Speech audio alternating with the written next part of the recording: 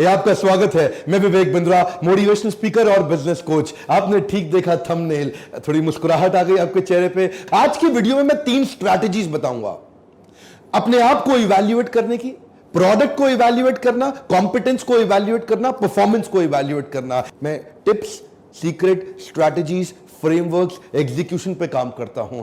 जड़ें मजबूत करने वाला वीडियो है ये 3 स्टेप का। इसके बाद एक वीडियो और देने का भी मन है मेरा। शायद ही ऐसी कोई बड़ी मल्टी लेवल मार्केटिंग की कंपनी बची हो जिसके ओनर, प्रमोटर, चेयरमैन या डायरेक्टर ने मुझसे पर्सनल आके कोचिंग ना ली हो या मेरा लीडरशिप फनल ना अटेंड किया हो। सीनियर लीडर्स ये जानते हैं कि बिजनेस हो हल्ला शोर शराबे से नहीं बढ़ता। बिजनेस बढ़ने के लिए आपको फ्रेमवर्क, वो समझ, वो स्ट्रैटेजीज बनानी बहुत जरूरी है ताकि आप उन फ्रेमवर्क्स को एग्जीक्यूट कराएं और फ्रेमवर्क बिजनेस चलाएं। आप बैठे आराम से। फ्रेमवर्क कैसे चलाते हैं ये 3 बातें सुनिएगा ध्यान से, जिसमें मैं आपको स्टेप बाय स्टेप बताना चाहता हूं। पहले लेंगे प्रोडक्ट इवैल्यूएशन। सुनने में थोड़ा सा टेक्निकल लगता है, अंग्रेजी जैसा लगता है, घबराइए मत, सरल भाषा में बताऊंगा। सबसे पहले जिस भी कंपनी में आप काम कर रहे हैं, वो प्रोडक्ट इवैल्यूएशन का पहला स्टेप अपने प्रोडक्ट की नीड और अर्जेंसी पहचानने की कोशिश करो। मार्केट में जो प्रोडक्ट आप बेच रहे हैं उसकी जरूरत कितनी है।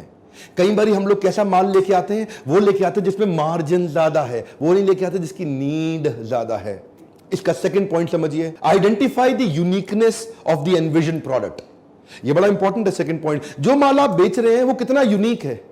आप ऐसा तो नहीं कि कुछ वही बेच रहे हो सारे के सारे बेच रहे हो। आप वही तेल, साबुन, शैंपू बेच रहे हो सबके सब बेच रहे हैं। आप वही टूथपेस्ट बेच रहे हो सबके सब बेच रहे हैं। अगर वो टूथपेस्ट है भी कितनी यूनिक है, अगर वो तेल, साबुन, शैंपू है भी कितनी यूनिक है। ऐसा तो नहीं कि कोई भी कॉपी मार लेता आकर के एमएलएम चालू कर देता है, लो जी मेरा भी टूथपेस्ट पकड़ो। इसलिए सबसे पहले प्रोडक्ट इवैल्यूएशन बहुत जरूरी है, क्योंकि अगर प्रोडक्ट ही गलत हो गया, प्रोडक्ट ही ऐसा है जिसका रीपर्चेज ही ना आए, तीसरा पॉइंट क्या है, रीपर्चेज, उसका रेकरिंग रेवेन्यू ही ना आए, तो फायदा क्या हुआ जी। अच्छे ग्लोबल जायंट्स हमेशा पीएसपी बिल्ड करते हैं, प्रॉब्लम सॉल्विंग प्रोडक्ट। वो प्रोडक्ट जिससे मार्केट की बड़ी बर्निंग प्रॉब्लम सॉल्व हो रही हो। तो जो आप एमएलएम में बेच रहे हो, ऐसा तो नहीं कि जी आप भी वही बेच रहे हो जो सारे बेच रहे हो, कोई बर्निंग प्रॉब्लम आप सॉल्व ही नहीं कर पा रहे। ये सब वो ब्रांड है जिनको एडवर्टाइजमेंट नहीं करना पड़ता, प्रॉब्लम सॉल्विंग प्रोडक्ट तैयार कर गए। एनीवेज वो ट्रेडिशनल ब्रांड है। आप मल्टी लेवल मार्केटिंग में है, सोचिए कि माल जो प्रोडक्ट आपका है उसको जरूर इवैल्यूएट कर लीजिए। और अगला है कॉम्पिटेंस इवैल्यूएशन। अपना भी तो कॉम्पिटेंस इवैल्यूएशन करना पड़ेगा आपको। चलो आपने कंपनी को तो आकलन कर लिया, अपना आकलन किया आपने कंपनी का इवैल्यूएशन कर लिया, अपना इवैल्यूएशन किया कि आप भी उस एमएलएम कंपनी के लायक हैं भी कि नहीं है। इसमें भी 3 हिस्से हैं, पर्सनल इफेक्टिवनेस, इंटरपर्सनल इफेक्टिवनेस और ऑर्गेनाइजेशनल इफेक्टिवनेस। क्या होती है 3 चीजें ये। पर्सनल इफेक्टिवनेस मतलब आप खुद अंदर से कितने ताकतवर हैं।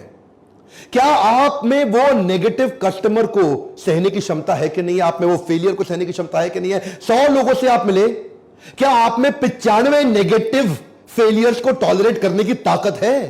पहली ताकत तो आपके अंदर वो कन्विक्शन, वो एंथुसियाज्म का ट्रांसफर ही सेल्स को बढ़ाता है। जितना आप अपने प्रोडक्ट पे उत्साहित है ना, उतना ही उत्साह दूसरे वाले को दे सकते हैं। आपका personal effectiveness, that's first. Second है इन्फ्लुएंस करने की कला, सामने वाले को कोच करने की कला, उसको इन्फ्लुएंस करना आता है आपको।